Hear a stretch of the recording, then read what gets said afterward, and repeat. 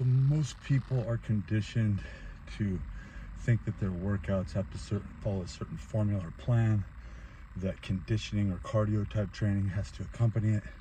You warm up, you rest. What I do and what's worked for me in the past, even as a top tier trainer years ago, staying at a very low body fat %, which is why I just don't care anymore. That little 165-pound beast is in me, and that's exactly the way I trained. I would go from set to set like I had ADD, never minding. I would always be thinking systemic blood flow, upper, lower, but if I want to go agonist, antagonist, I'll switch to that. If I want to work my calves and my arms, I do that. The only time you're really going to get hurt is when you go too heavy.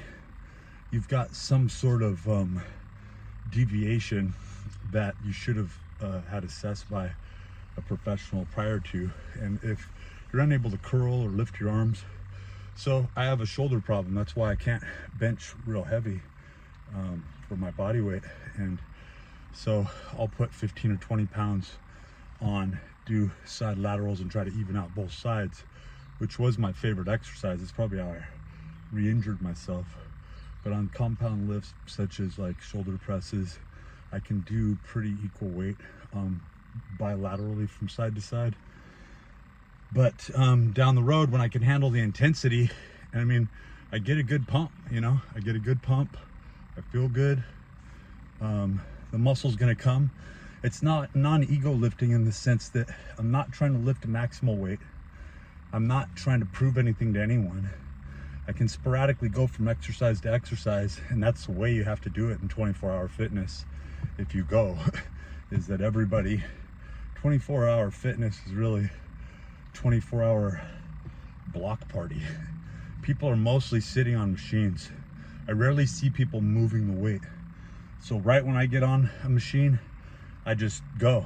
I just did 8 to 10 exercises in about 8 to 10 minutes, maybe 10 minutes tops.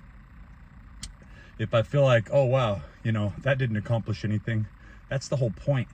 You're able to go back later in the day, you'll recover, and you're able to work your chest, your back, your shoulders, any body part that's lagging behind. You can get 10 or 12 workouts. When I say workouts, I'm talking about if you don't have access to a gym and you're just standing on a curb. I used to work my calves that way, and I would not even have to touch them in the gym because I'm using my own body weight. I'm doing a unilateral movement where I'm standing on one leg. You can do stiff leg deadlifts, contralateral, you know, unilateral, where you have, you know, even, uneven, one leg up, one arm up, that's, you know, creating a contralateral, ipsilateral, where it's the same side. All these terms are just fanciful terms. When you train yourself, you're going to have to train yourself according to your own body. You have to become an expert on your own body. So GIT training, that's my training. GIT, gradual intensity training. It always stays gradual, never works up. Your weights will, the ability for you to lift will increase, but you don't care. You're feeling it. You're going, how's this feel? Ask yourself, do I want to get 15 reps, 12 reps, 8 reps, 5 reps? A lot of my sets are 5 reps, but they should be comparable to the point where the intensity, it being gradual, if I could get 8 reps, maybe I'll do 5 or 6. I mean, maximal reps. If I can get 12, maybe I'll only do 8 or 9 reps, because I want to save a little to go on to the next set, because it's going to be challenging. So I'm really training for load, if you really will get down to it, but my loads aren't competing with strongman competitions. You could keep track of it by load, but then you're just becoming arbitrary and you're ruining the entire ADD thing. It's just being free. It's going in there. Do I know how to do a tricep extension? What part of my body feels weak right now? What part of my body needs to be worked on? You might go isolate and do a full 8 to 10 minute workout just in one area and leave.